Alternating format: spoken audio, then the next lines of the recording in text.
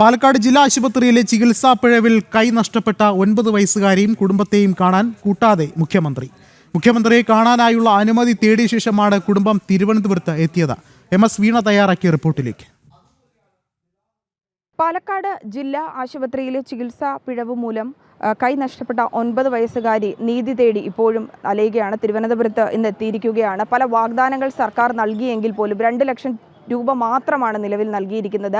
പ്രതികളായിട്ടുള്ള ഡോക്ടർമാർക്കെതിരെയോ അല്ലെങ്കിൽ അനാസ്ഥ വന്നിട്ടുള്ള അധികൃതർക്കെതിരെയോ നടപടി സ്വീകരിക്കാൻ ഇതുവരെ സാധിച്ചിട്ടുമില്ല സർക്കാരിന്. തിരുവനന്തപുരത്ത് എത്തിയെങ്കിലും മുഖ്യമന്ത്രിയുമായി കൂടിക്കാഴ്ച നടത്താൻ സാധിച്ചിട്ടില്ല, ആരോഗ്യമന്ത്രിയുമായി കൂടിക്കാഴ്ച നടത്താൻ സാധിച്ചിട്ടില്ല. കുട്ടിയുടെ മാതാവ് പ്രസീദ് ഇപ്പോൾ നമ്മോടൊപ്പം ചേരുകയാണ്.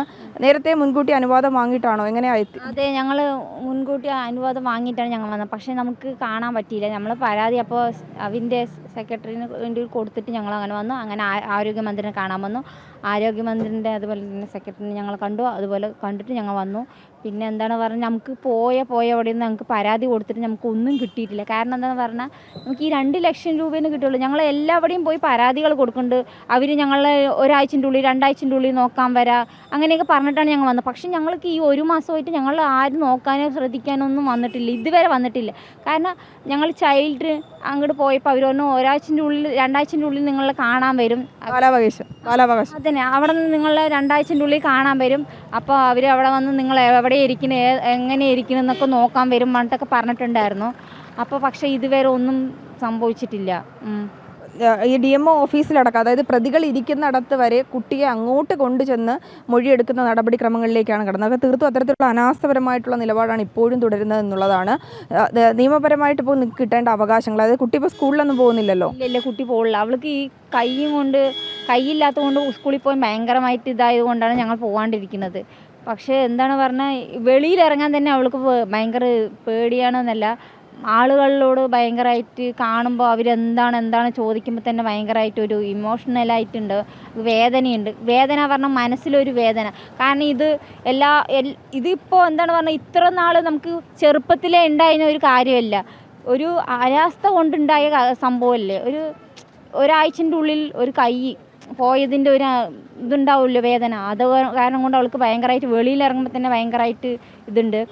പിന്നെ എന്താണ് പറഞ്ഞാൽ അവൾക്ക് ഞങ്ങളിപ്പോൾ അവിടെ നിന്ന് പാലക്കാട്ടിൽ നിന്ന് ഇപ്പോൾ മുഖ്യമന്ത്രിനെ കാണാൻ വേണ്ടിയിട്ടാണ് വന്നത്. അവിടെ നിന്ന് ഈ കുട്ടീനെയും കൊണ്ടാണ് ഞങ്ങൾ വന്നിരിക്കും. പക്ഷേ ഞങ്ങൾക്ക് കാണാൻ പറ്റില്ല. ഞങ്ങൾക്ക് അവനെ സത്യം പറഞ്ഞാൽ അവന് കണ്ടിട്ട് അവനോട് കാര്യം പറയാം, സാറിനെ കാണാൻ വേണ്ടിയിട്ട് ഞങ്ങൾ വന്നത്. പക്ഷേ സാറിനെ കാണാൻ പറ്റില്ല. അവർ കോട്ടയത്ത് എന്തിനോ പോയിട്ടുണ്ട്. ഫോണിലൂടെ ബന്ധപ്പെടണമെന്നുള്ള ആ ഒരു സാഹചര്യം പോലും ഉണ്ടായിരുന്നോ?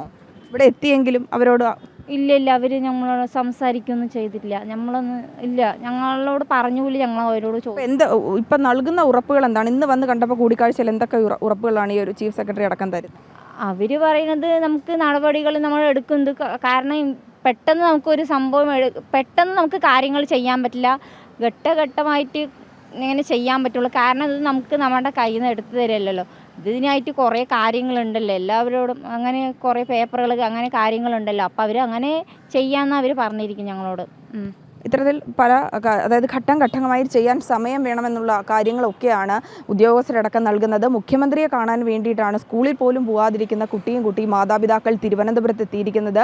മുഖ്യമന്ത്രിയെ കണ്ട് നേരിട്ടുള്ള അവസ്ഥ ആ കുഞ്ഞിനിലൂടെ തന്നെ അവതരിപ്പിക്കാനാണ് രക്ഷിതാക്കൾ ശ്രമിച്ചതും. എന്നാൽ അത്തരത്തിലുള്ള ഒരു അവസരം പോലും ഇവർക്ക് ലഭിച്ചിട്ടില്ല എന്നുള്ളതാണ്. നീതി ലഭിക്കണം, ആ നീതിക്കായിട്ടുള്ള പോരാട്ടത്തിൽ തന്നെയാണ് മാതാപിതാക്കൾ. ക്യാമറമാൻ മനോജിനൊപ്പം MS വീണ, ജനം, തിരുവനന്തപുരം.